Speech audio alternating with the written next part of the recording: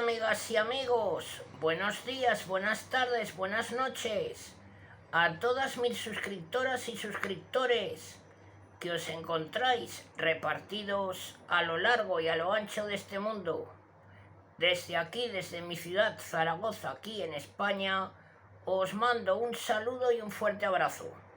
Nuevamente os doy la bienvenida a mi canal La Comarca, vuestro canal multicultural. En esta nueva ocasión, amigas y amigos, continuamos con el contenido dedicado a secretos de la Segunda Guerra Mundial. Y ahora os traigo el sexto vídeo, que lleva por título Los cazadores de espías. Bueno, amigas y amigos, comenzamos.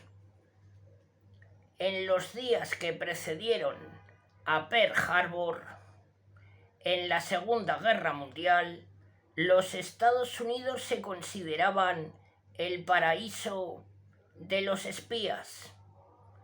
El agente de la Gestapo, el agitador del Comintern y el fotógrafo del servicio de espionaje japonés deambulaban por todo el país a sus anchas. Cuando la guerra se vio cerca, dejó de ser una tierra paradisíaca. El FBI y los servicios de espionaje militar y naval crearon unas organizaciones cuyos métodos científicos fueron mucho más que un simple contrincante para los agentes de los países dictatoriales. Además, llevaron a cabo sus tareas sin la brutalidad ni las cacerías de brujas propias de las naciones totalitarias. En el año 1941, el Departamento de Contraespionaje del FBI dio uno de los más ingeniosos golpes de la historia del espionaje. A principios del año 1940, la Gestapo recurrió a un tal William Sebold, norteamericano por naturalización, que había ido a visitar a sus parientes en Alemania y en cuyos antecedentes figuraba haber manejado una ametralladora del ejército alemán en la guerra anterior. Los nazis le quitaron su pasaporte y le hicieron saber que no podría salir del Reich a menos que entrase a su servicio. Sebold acabó por ceder y fue enviado a Hamburgo para someterlo al riguroso entrenamiento con que la Gestapo preparaba a todos sus espías.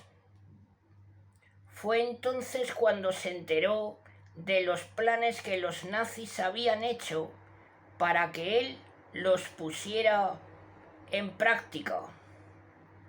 Tenía que regresar a los Estados Unidos, donde instalaría una estación de radio de onda corta. Se trataba de que sirviera como principal medio de información del movimiento de barcos ingleses, del rearme norteamericano y de otros asuntos de interés para el alto mando alemán. Sebold se sentía mucho más norteamericano que alemán, por lo que entró enseguida en la nómina del FBI. Siguiendo las instrucciones de los nazis, instaló un radiotransmisor en una tranquila casa de Centerport, en Long Island, pero el manejo estuvo a cargo de soldados norteamericanos. Durante un año se mantuvieron en contacto diario con una estación de la Gestapo cerca de Hamburgo, haciendo uso de la complicada clave que habían confiado a Sebol.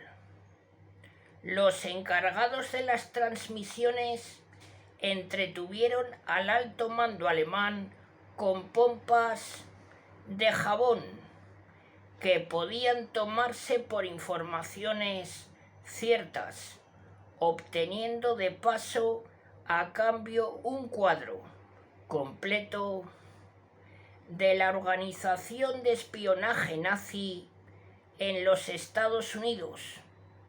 Los nazis que visitaban la oficina de Sebol eran fotografiados desde un cuarto contiguo con una cámara oculta y sus conversaciones grabadas en dictáfonos. Por último, en el mes de junio del año 1941, en una singular y dramática redada, 33 hombres y mujeres, la espina dorsal del sistema de espionaje nazi, fueron arrestados. La detención de espías requiere no solo experiencia, valor y una paciencia infinita, todo lo cual debe tener un buen detective, sino también un amplio conocimiento de los extranjeros, de su idioma, de su mentalidad y sus peculiaridades. Más que nada, el agente de contraespionaje debe contar con una especial cualidad que le permita reconocer a la gente honrada que le da la información de buena fe. El nerviosismo por olfatear nazis e italianos fascistas se tradujo en aquellos días en torrentes de cartas, llamadas telefónicas y visitas personales que inundaron las oficinas del FBI y otros organismos oficiales. El señor Jones llamó por teléfono para informar que había una taberna detrás de su casa cuyo dueño era un italiano. A pesar de que en aquel barrio no vivían italianos, siempre había un grupo de ellos en la parte trasera del establecimiento.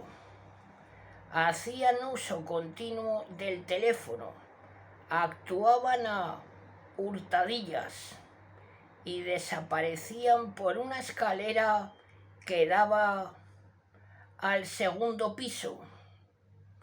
Una o dos veces habían incluso escuchado en un fonógrafo el himno fascista. La señora O'Brien era afanadora de un edificio de oficinas en el que prestaba sus servicios de 9 de la noche a 5 de la madrugada. Al otro lado de la calle, en un desván, había una imprenta que solía trabajar hasta bien entrada la noche. Con las persianas cerradas. Una de esas noches la corriente de aire había corrido la persiana repetidas veces hacia uno y otro lado, permitiéndole a ella ver lo que había dentro. Los hombres parecían alemanes y antes de cerrar la imprenta vaciaban los botes de basura y el montón formado lo metían en una estufa muy grande para quemarlo. Ella había visto en las películas que los espías hacían lo mismo, por lo que decidió dar parte al FBI. La señora Smith comunicó por escrito que el señor Schultz, alemán que vivía cerca de su casa, llevaba siempre consigo una cámara fotográfica y además daba largos paseos por el campo. Cerca de la casa de la señora Smith hay un acueducto y dos importantes puentes. Ella había visto al señor Schultz tomando fotografías de esos lugares.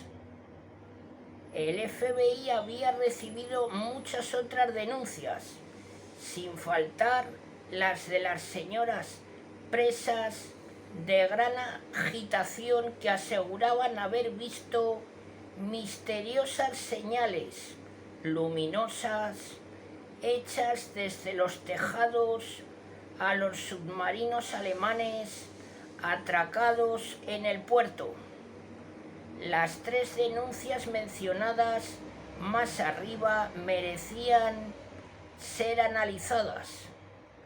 Se supo quién era el señor Schultz, el fotógrafo, consultando la enorme cantidad de información relativa a todos los sospechosos extranjeros y nacionales residentes en el país, archivo que constituía una de las más importantes armas del contraespionaje del FBI. Erich Schultz resultó ser un refugiado político vienés, libre de toda sospecha, pero como existían también numerosos falsos refugiados con pruebas completas y registros de su internación por la Gestapo en campos de concentración, algunos incluso con cicatrices de las supuestas torturas, se continuó la investigación.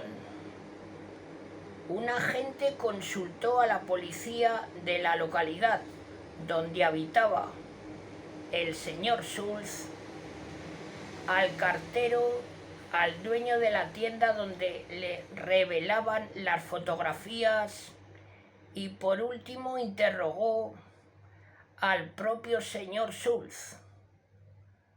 El agente llegó a la conclusión de que Schultz no era más que un anciano aficionado a fotografiar flores.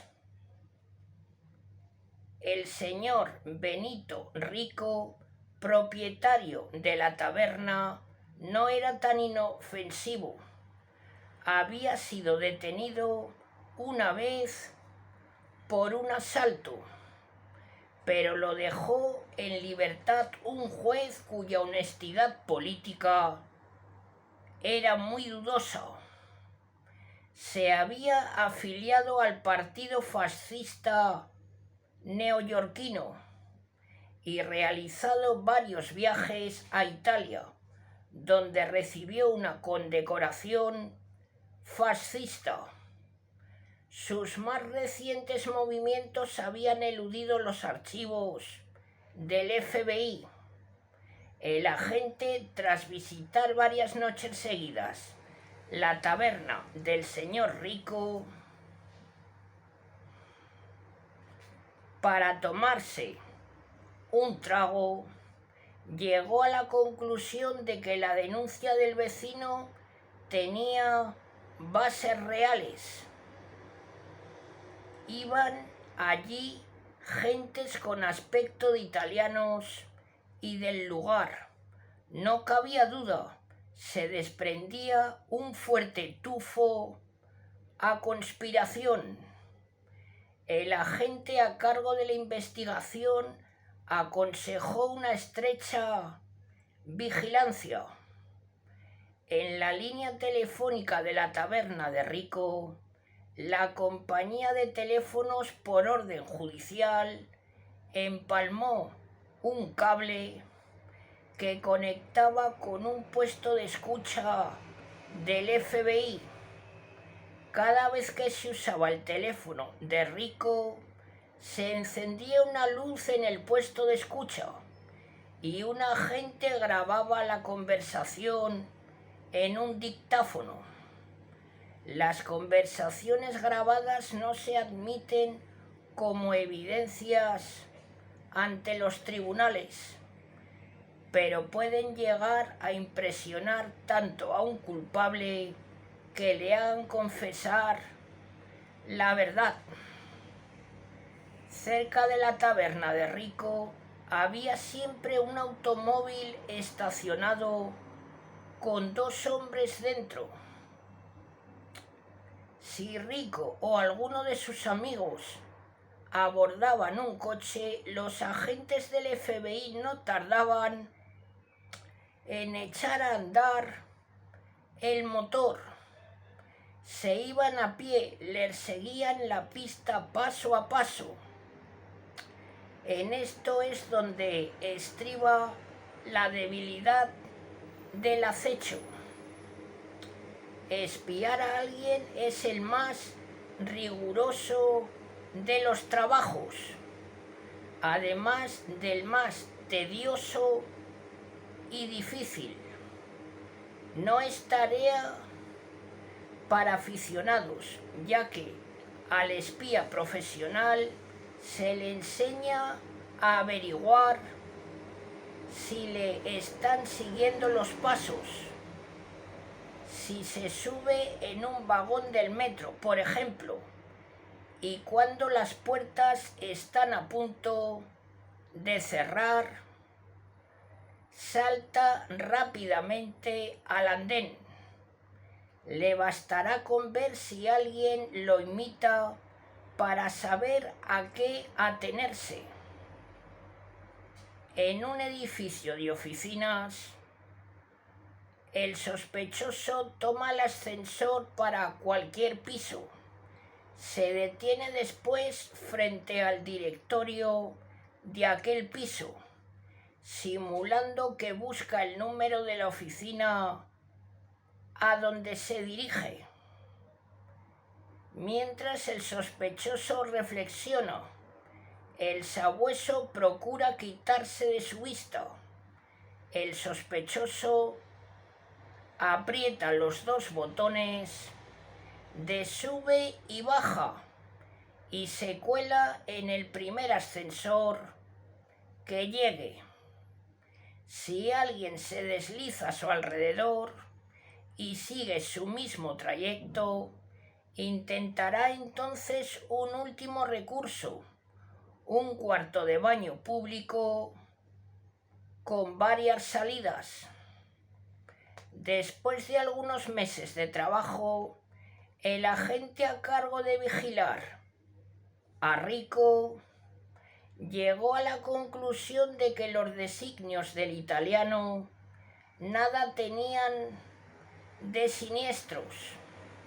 Sus conversaciones telefónicas, sus amigos y los amigos de sus amigos no mostraban tener contacto alguno con el espionaje italiano, sino que indicaban que Rico estaba ya hasta la coronilla del Duce. Si convocaba algunas reuniones era para animar a sus compañeros que gastaban dinero en la taberna. Eso era todo, pero quizá el servicio secreto italiano intentará un acercamiento que lo convertiría en un hombre peligroso. Por eso el señor Rico debía ser investigado de tiempo en tiempo. Por su parte, el caso de la señora O'Brien y su famosa imprenta llegó a adquirir una importancia primordial. La policía que estuvo colaborando con el FBI descubrió que la imprenta pertenecía a un viejo noruego que imprimía tarjetas de felicitación y carpetas comerciales. Sus empleados eran alemanes de nacimiento, pero todos se habían naturalizado norteamericanos y tenían limpios antecedentes según los archivos policíacos. El negocio era sólido y el dueño estaba al corriente en sus impuestos. La conexión telefónica solamente había registrado conversaciones normales. Los empleados a quienes se habían seguido no resultaron culpables más que de visitar cervecerías alemanas donde se juntaban con amigos totalmente inofensivos. Sin embargo, el agente a cargo de la investigación no podía olvidar que la señora O'Brien los había visto quemar el contenido de sus botes de basura. El servicio de espionaje militar le informó que precisamente en aquella zona una imprenta tiraba volantes sediciosos que se distribuían en los campos militares. El servicio secreto de la Armada había descubierto pases falsificados que daban entrada a saboteadores, a los astilleros y arsenales, estampados con la misma tipografía que los volantes.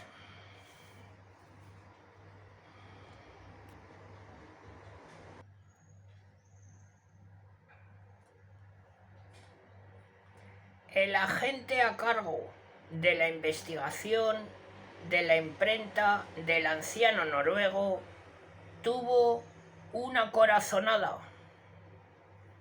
Tras muchas investigaciones, el agente llegó a convencerse de que el encargado del edificio donde estaba la imprenta era de fiar.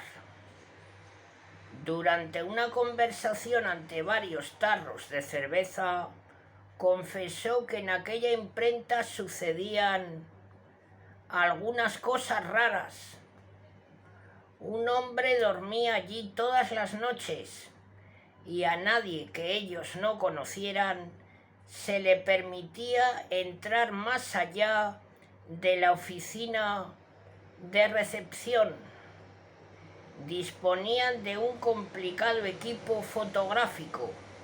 Nada de esto había impresionado mayormente a la gente, hasta que el encargado del edificio dijo: hacen un gran negocio con los campamentos militares. En una ocasión en que él estaba limpiando el piso cerca del cuarto de facturación, los había oído decir: este es para el campamento Dix, este otro para el McClellan, y así con otros más.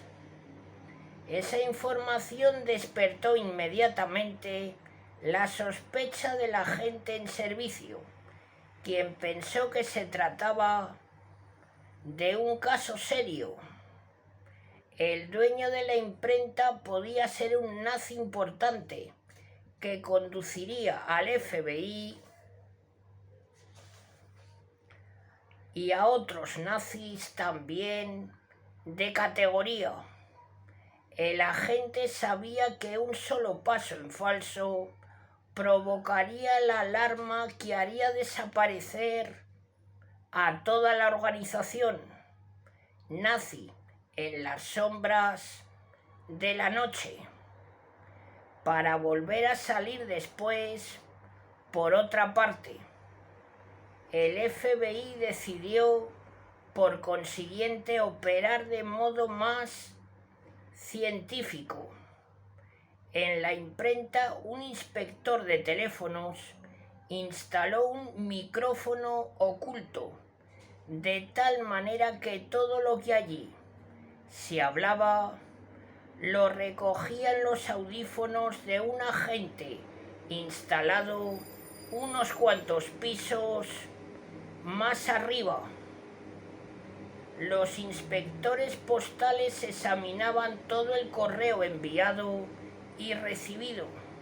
Allí, en el edificio de enfrente, había un agente oculto con una cámara telescópica.